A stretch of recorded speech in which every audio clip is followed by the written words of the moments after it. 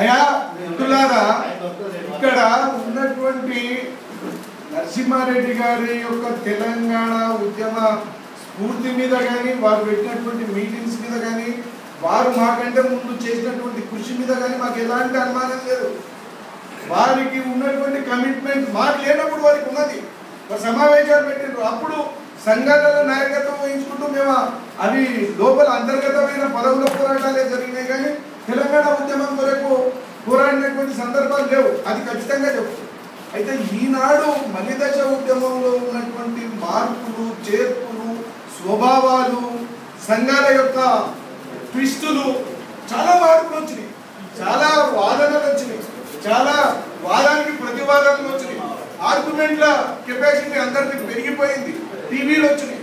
అయితే ఈ నేపథ్యంలో ఇంతకు ముందు మీరు చెప్తున్నటువంటి ప్రయత్నం స్వయంగా మేము చేసినాం. తెలంగాణ సంఘాలుగా టీటీజేఏసీ ఫామ్ కానికే ప్రత్యక్ష కార్యక్రమం నేను టీఎస్టీవీలో ఉండి ఆంధ్ర సంఘాలు అయినప్పటికీ కూడా తెలంగాణకు కట్టుబడి ఉన్నటువంటి సంఘాలన్నింటి ఒక తాటి మీదకి తీసుకొచ్చి మన మిత్రునికి తెలుసు, మనమే ఫామ్ చేసినటువంటి నారాయణ రెడ్డి గారికి తెలుసు, చేసిన నేపథ్యంలో ఎక్కడైతే ఆంధ్ర సంఘాల యొక్క ఏపీ స్వభావాలు కొన్ని సందర్భాలలో చాలాసార్లు చర్చ జరిగిన ఉద్యమాన్ని ఉద్యమం తీరుగా పోనీయకుండా ఉపాధ్యాయులు ఉద్యమ స్ఫూర్తి రైతున్నప్పుడేమో తెలంగాణ అంటూ వారి లోపల లేనప్పుడు వీరు దాన్ని సందర్భం వచ్చినప్పుడు నీళ్లు కారుస్తూ సకల జన లోపల అందరూ ఉధృతంగా టీఎన్జిఓస్ గుర్తుంటే చారిత్రకంగా మనము తప్పు చేసిన వాళ్ళమైతే 13 నాడు పోవాలని మిత్రులందరూ కూడా నేను సమర్థించిన వాళ్ళు.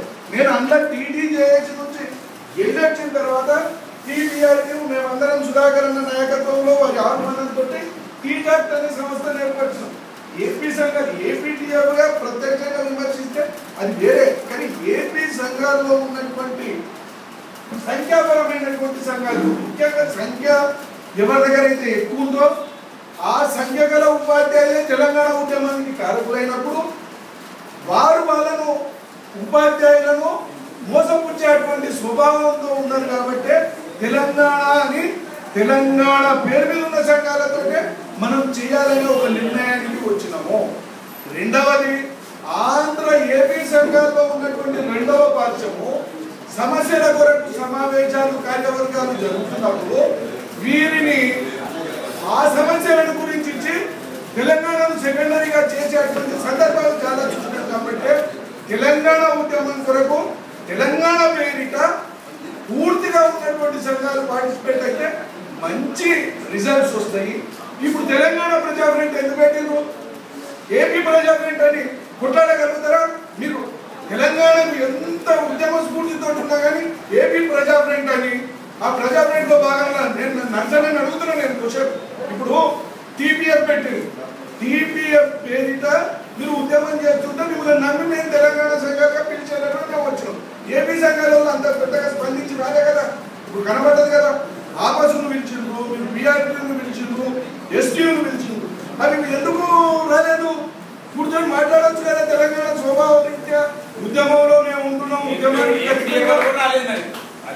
ఏపీటీఎఫ్ అధ్యక్ష కార్యాలయం రాయలసీమకు సంబంధించినటువంటి వాళ్ళు, సరే వాళ్ళది వేరే, మనం వాళ్ళకు ఉన్నటువంటి ప్రత్యేక ఇబ్బందిని మనం గమనించవచ్చు. కానీ తెలంగాణ నాయకత్వం వహించి పెద్ద సంఘాలుగా తెలంగాణలో పుట్టి, తెలంగాణలో పెరిగి, తెలంగాణలో అభివృద్ధి అయి ఆంధ్రకు విస్తరించిన సంఘం బీఆర్పీ రాలే, ఆపస్ రాలేదు.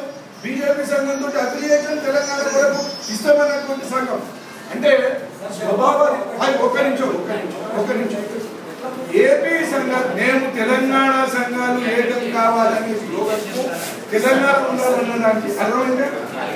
అది నర్సంగా చెప్పాల్సినటువంటిది అది.